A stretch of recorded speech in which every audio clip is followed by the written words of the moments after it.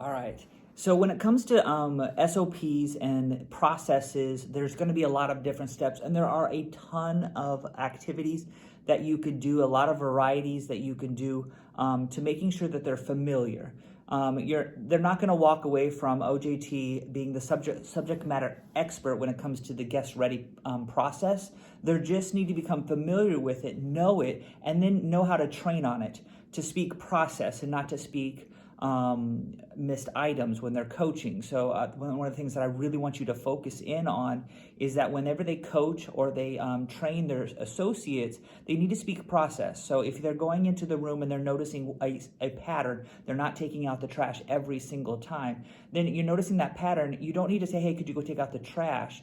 You need to say, hey, you're missed step 16, 15, 14, whatever the step might be. You need to tell them that, hey, you're missing this step, and then tell them to go fix it. When they go, I don't know what that is, then go, oh, here's the process. Here's the SOP. Please look at it, refer back to it, and speak process. This is going to know that, this is going to let your housekeeper or your maintenance engineer or GSR know that you're not speaking with your own voice. You're speaking with an ESA brand standard. You're speaking with a process, and that everybody's doing the same thing. So this helps out with coaching. All of that to say, this activity is the guest ready process, and I chopped up the SOP. I took off the step, and I took off the what you need, like spick and span or whatever else. I took all that off, and I just made it into squares.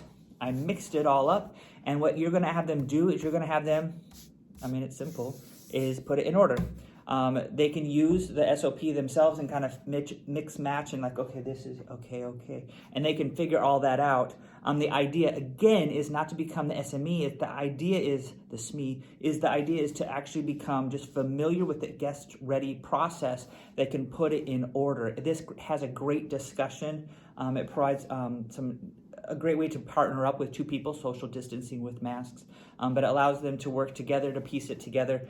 It's also a great way for rotation. You can have a different rotation over here and then this rotation over here, all focusing on these different areas. But this is a great, easy activity. It does require some prep work. You will need to make sure you have about 5 minutes or so, 10 minutes before class to cut this up and to get it ready.